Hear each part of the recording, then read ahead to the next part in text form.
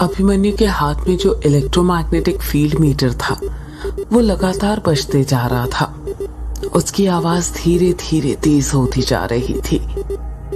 युग electromagnetic field metre को देखते हुए कहता है, यार ये इतना आवाज क्यों कर रहा है, तो इसे बंद क्यों नहीं करता, वरना जंगली जानवर जाग जाएंगे, और यदि वो जाग गए ना तो भूत प्रेत हमें मारे या ना मारे लेकिन वो हमें जरूर मार डालेंगे।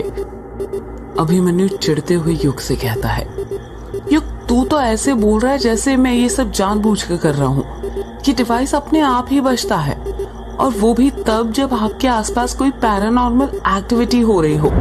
मतलब ये है कि हमारे आसपास जरूर कोई ना कोई अदृश्य शक्ति है।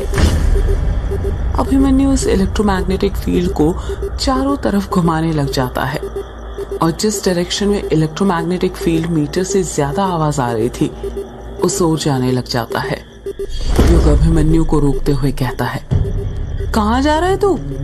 अभिमन्यु बांस के पेड़ से निकलते हुए कहता है, भूत को पकड़ने। चल जल्दी से मेरे पीछे आ जा। बहुत हंस रहा था ना तू? हाँ चल आ जा, आज तुझे ना भूत दिखाता हूँ। अरे मैं तो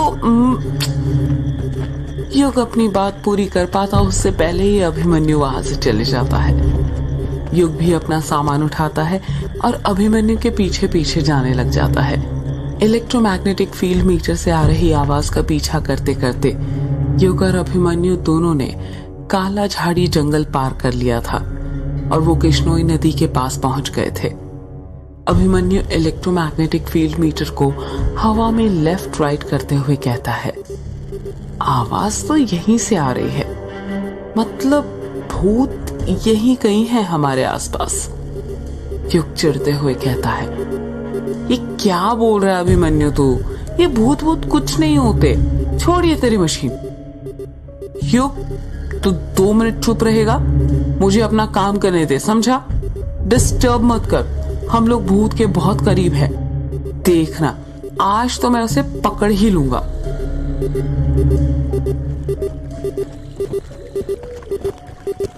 अभिमन्यु इलेक्ट्रोमैग्नेटिक फील्ड मीटर को लेकर कृष्णोई नदी के शुरुआती किनारे तक पहुंच गया था। नदी शांत लहरों के साथ साथ बह रही थी, जिसमें घुटनों तक पानी था। चांद की चांदनी नदी के पानी पर छाई हुई थी। जैसे ही अभिमन्यु इलेक्ट्रोमैग्नेटिक फील्ड मीटर लेकर नदी में अपना पहला कदम रखता है, इलेक्ट्रोमैग्नेटिक फील्ड मीटर बजना अपने आप बंद हो जाता है। अभिमन्यु और युग दोनों शॉक्ड हो जाते हैं और सोचने लग जाते हैं कि अचानक से इलेक्ट्रोमैग्नेटिक फील्ड बंद कैसे हो गया। वातावरण में अचानक से शांति छा गई थी। अभिमन्यु इलेक्ट्रोमैग्नेटिक फील्ड मीटर को अपने हाथ से ठोकते हुए कहता है, अरे ये क्या, इसमें से आवाज क्यों नहीं आ रही है? कहीं ये खराब तो नहीं हो गया? युग नदी के बाहर ही खड़ा हुआ था। वो वहीं से अभिमन्यु को ताना मारते हुए कहता है, खराब तो तब होगा ना जब ये सही होगा। इतना घटिया तो है तेरा ये डिवाइस। क्या नाम बताया था तूने? Electromagnetic field meter. तुझे पता है इसने आवाज करना बंद क्यों कर दी? अभिमन्यु उदासी के साथ पूछता है, क्यों? क्योंकि शायद तुझे पता नहीं है कि इलेक्ट्रोमैग्नेटिक फील्ड का एटमॉस्फेयर पर फर्क पड़ता है। मतलब यह है कि जब वातावरण चेंज होता है तो मैग्नेटिक फील्ड भी चेंज होती है, जिस कारण जब हम जंगल से यहाँ तक आए तो इसने यहाँ पर आकर आवाज करनी बंद कर दी, क्योंकि जंगल के अंदर के एटमॉस्फेयर में और नदी के पास के एटमॉस्फेयर में बहुत डिफरेंस है। तुझे कैसे पता ये सब? इलेक्ट्रॉनिक एंड इलेक्ट्रिकल इंजीनियर हूँ बेटा, इतना तो पता ही होगा ना। तेरी तरह झोला छाप पैरानॉर्मल एक्टिविटी एक्सपर्ट नहीं हूँ। मैं नहीं मानता, मुझे तो लगता है कि मेरा ये डिवाइस हमें बिल्कुल सही जगह पर लाया है। युग अभिमन्यु को घूरते हुए कहता है, और तुझे ऐसा क्यों लगता है? इसके ना 2 कारण हैं। पहला कारण यह है कि जब हम जंगल से यहाँ नदी तक आए तो उस बीच भी एटमॉस्फेयर चेंज हुआ होगा, तब ये बंद क्यों नहीं हुआ? या नदी पर आकर ही बंद क्यों हुआ? युग हैरानी के साथ पूछता है। और दूसरा कारण? दूसरा कारण ये है कि आज से 13 साल पहले यक्षिणी हर पूर्णिमा और अमावस्या की रात किश्नोई नदी पार करने वाले मर्दों के साथ संभोग करके उनके दिल का खून पीकर उन्हें मार देती थी। युग शॉक्ड होते हुए कहता है, तो ये कहानी तुझे भी पता है? ये कहानी नहीं है, हकीकत है। और ये बात बंगला मुड़ा और रोंकामुचा गांव के बच्चे बच्चे को पता है, समझा? छोड़िए सब। तो हाँ, क्या बता रहा था मैं कि देख, यक्षिणी मर्दों के साथ संभोग करके उन्हें मार देती थी यहीं पर, इसी नदी के पास। तो उनकी आत्मा भी यहाँ पर ही भटक रही होगी ना, समझा? इसीलिए तो मेरा ये डिवाइस यहाँ पर आकर बंद हो गया। ये घूरते हुए अभिमन्यु से पूछता है, तो ये यक्षिणी भूत प्रेत डायन पर भरोसा करता है? हाँ करता हूँ। क्यों नहीं करता? नहीं। अभिमन्यु युग के पास जाते हुए कहता है, तो फिर गले में ये काली माँ का लॉकेट क्यों पहना हुआ है? युग के गले में काली माँ का लॉकेट था जिसमें उन्होंने रौद्र रूप धारण किया हुआ था और उनके पैरों पर भगवान शिव थे। युग उस लॉकेट को हाथ लगाते हुए कहता है, ये लॉकेट, ये तो मुझे माँ ने दिया था, उन्हीं की याद में पहनता हूं। अब तो वो है नहीं, इसीलिए। युग अपनी बात पूरी करता इससे पहले ही अभिमन्यु कहता है, कुछ भी हो पर भरोसा तो करता है ना, भले ही माँ के कारण क्यों ना करता हो। तो फिर भूतों पर भी भरोसा करना सीख जा। पर जो चीज दिखाई नहीं देती उस पर विश्वास कैसे करूं? दिखते तो हमें भगवान भी नहीं है, पर फिर भी हम उन पर विश्वास करते हैं ना। तुझे पता है, ये जो भूत होते हैं ना, हर वक्त हमारे साथ रहते हैं, हमारे साथ खाते हैं, सोते हैं, उठते हैं, बैठते हैं, सब काम करते हैं, पर ये हमें दिखाई नहीं देते। पता है क्यों? क्यों? क्योंकि इनके पास भी भगवानों की तरह शक्तियां होती है, शैतानी शक्तियां। भगवान और भूत दोनों एक ही सिक्के के दो पहलू है। देख, दोनों के हिंदी और इंग्लिश के शुरुआती अक्षर भ और जी से ही स्टार्ट होते हैं, चाहे वो इंग्लिश का होस्ट हो और गॉड हो या फिर हिंदी का भूत और भगवान। तू तो सही में इंटेलिजेंट वाली बातें करने लग गया यार। तुझे ये सब बातें कैसे पता? तेरे पापा ने बताई। युग हैरानी के साथ पूछता है, क्या कहा? मेरे पापा ने बताई? पर कब? यार, उनकी किताबों में लिखा है ये सब। तूने उनकी किताबें नहीं पढ़ी क्या? क्या तो लिखते थे यार वो, रोंगटे खड़े हो जाते थे पढ़ते पढ़ते। युग उदास होते हुए कहता है, नहीं, मैंने नहीं पढ़ी। वैसे भी वो सब बस कहानियां हैं और कुछ नहीं। वो कहानी नहीं है युग, तुझे पता है, एक लेखक वही लिखता है जो उसकी जिंदगी में घटित होता है। हो सकता है ये सब तेरे पापा के साथ हुआ हो। यार देख, मुझे ना मेरे पापा के बारे में बातें नहीं करनी। मैं बहुत थक गया हूँ, मुझे अभी आराम करना है, इसलिए मैं अपने घर ग्रेवयार्ड कोठी जाना चाहता हूँ। पर तू इतनी रात में ग्रेवयार्ड कोठी क्यों जा रहा है? तू तेरे रिश्तेदारों के घर रोंकामुचा गांव जाना। मुझे उनके पास नहीं जाना। क्यों? युग अभिमन्यु के सवाल का कुछ जवाब नहीं देता है। अभिमन्यु युग के कंधों पर हाथ रखते हुए कहता है, तो अभी भी उनसे नाराज है क्या? नाराजगी किस बात की? नाराज तो हम उनसे होते हैं ना जो हमारे अपने होते हैं, और वो मेरे अपने थोड़े ही है। यार ऐसा मत बोल। यार अभिमन्यु, छोड़ ना तू ये सब और जाने दे मुझे। अरे ऐसे कैसे? एक काम करता हूं, मैं भी तेरे साथ चलता हूं। सुना है यक्षिणी के 2 ठिकाने थे, पहला किश्नोई नदी और दूसरा ग्रेवयार्ड कोठी। तुझे कैसे पता ये बात? मुझे तो बहुत कुछ पता है यक्षिणी के बारे में। आखिर ऐसे ही थोड़ी सर्टिफाइड पैरानॉर्मल एक्टिविटी एक्सपर्ट बनाऊं मैं। यार बातें करना छोड़ और चल जल्दी, अब जाकर सीधे सोना है मुझे। वैसे अच्छा हुआ तू मिल गया मुझे, मैं तो रास्ता ही भूल गया था। रास्ता ही तो दिखाने आया हूं मैं तुझे। क्या बोला? कुछ नहीं, वो देख वो रही तेरी ग्रेवयार्ड कोठी। अभिमन्यु ने अपने हाथ से राइट साइड की ओर इशारा करते हुए कहा। जिस ओर अभिमन्यु ने इशारा किया था, जब युग उस तरफ देखता है तो वो देखता है कि ग्रेवयार्ड कोठी का ऊपरी सिरा नदी से साफ साफ दिख रहा था। ग्रेवयार्ड कोठी ऊपरी सतह पर बनी थी, जिस कारण उसका गुंबद देखा जा सकता था। ग्रेवयार्ड कोठी नदी से करीब 600-700 मीटर दूरी पर थी। ग्रेवयार्ड कोठी के ऊपर काले काले बादल मंडरा रहे थे, जिन्हें देखकर ऐसा लग रहा था कि वो काली शक्तियां थी जो युग के वहां आने का इंतजार कर रही थी। युग और अभिमन्यु पैदल पैदल ग्रेवयार्ड कोठी की तरफ जाने लग जाते हैं। कुछ ही देर चलने के बाद वो दोनों ग्रेवयार्ड कोठी के पास पहुंच जाते हैं। ग्रेवयार्ड कोठी खेतों के एकदम बीच में बनी हुई थी। आसपास दूर दूर तक कोई घर नहीं था। ग्रेवयार्ड कोठी के पास करीब 2 हेक्टेयर जमीन थी जो खाली पड़ी हुई थी। ग्रेवयार्ड कोठी 2 मंजिला थी, जिसमें बाहर से खिड़कियां देखने से लग रहा था कि करीब 50 से 60 कमरे होंगे। कोठी में ग्रे कलर किया गया था।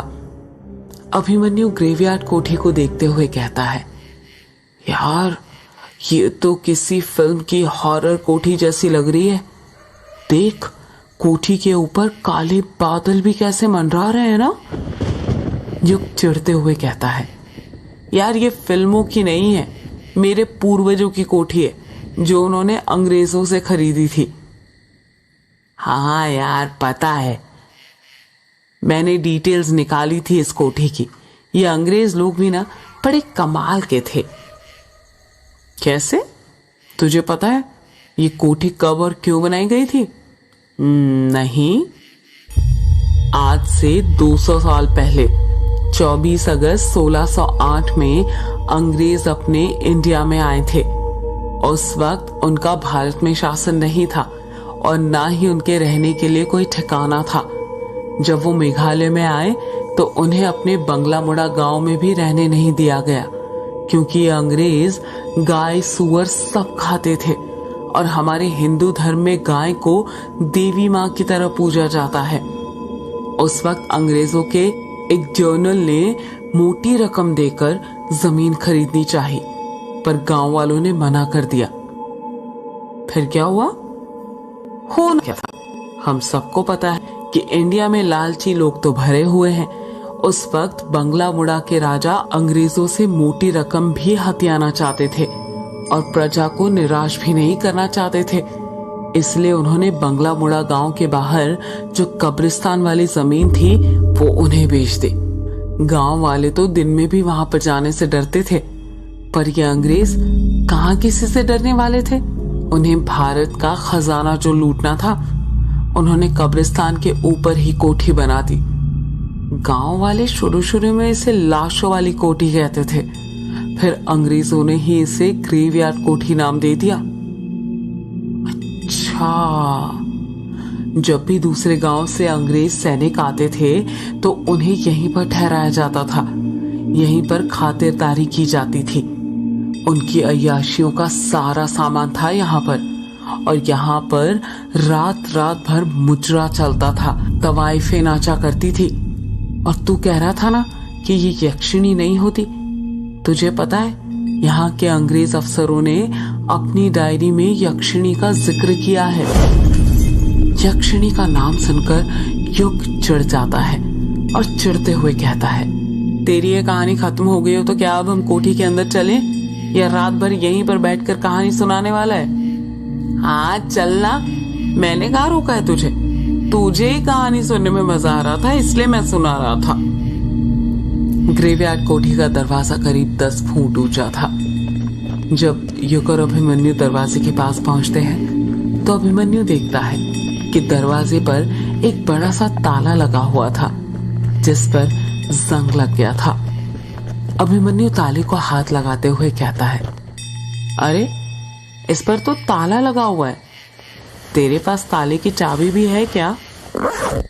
युग अपना बैग टटोलने लग जाता है और कहता है, रखी तो थी इसकी चाबी मेरे पास, कहाँ गई? दिख क्यों नहीं रही यार? हाँ, ये रही। युग अपने बैग से ताले की बड़ी सी चाबी निकाल लेता है। खोल जल्दी दरवाजा, एक औरत की आवाज सुनाई देती है।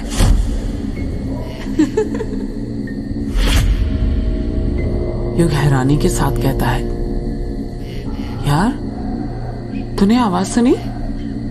अभिमन्यु पूछता है, कैसी आवाज? औरत की आवाज। यार वो कह रही थी कि खोल जल्दी दरवाजा। क्या कहा? औरत की आवाज।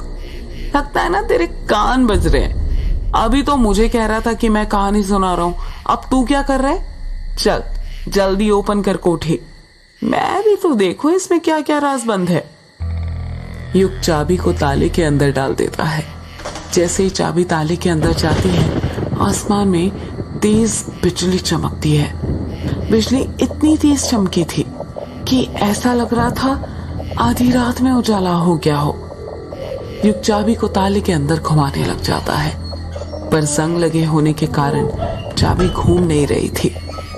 युग चाबी घुमाते हुए कहता है, अरे ये क्या, ये घूम क्यों नहीं रही?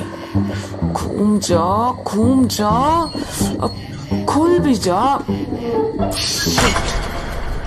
अभिमन्यु हैरानी के साथ पूछता है, क्या हुआ?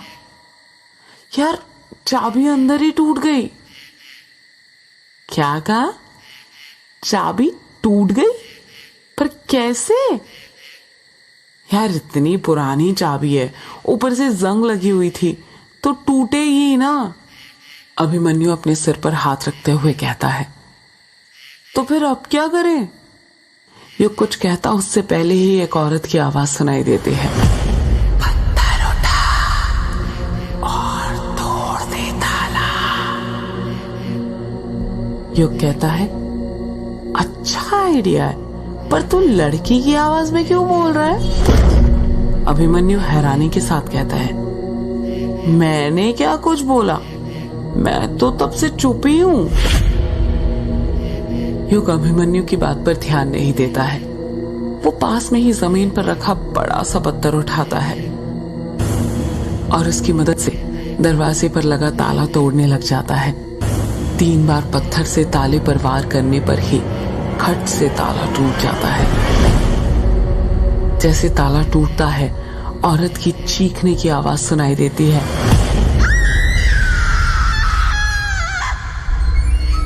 युग कुंडी खोलकर दरवाजे को अपने हाथों से धक्का देने लग जाता है, पर दरवाजा इतना भारी था कि उस अकेले से धक्का नहीं दिया जा रहा था।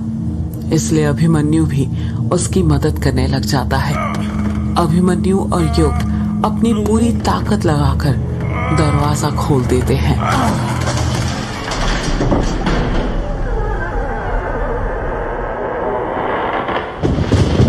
जैसे ही दरवाजा खुलता है, धड़धड़ाते हुए जोरों से बारिश होने लग जाती है।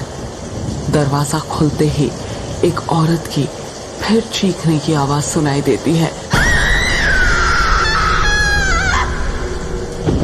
युग डरते हुए कहता है, कौन है? कोठी के अंदर से औरत की आवाज सुनाई देती है, मैं यक्षिणी, तेरी मां।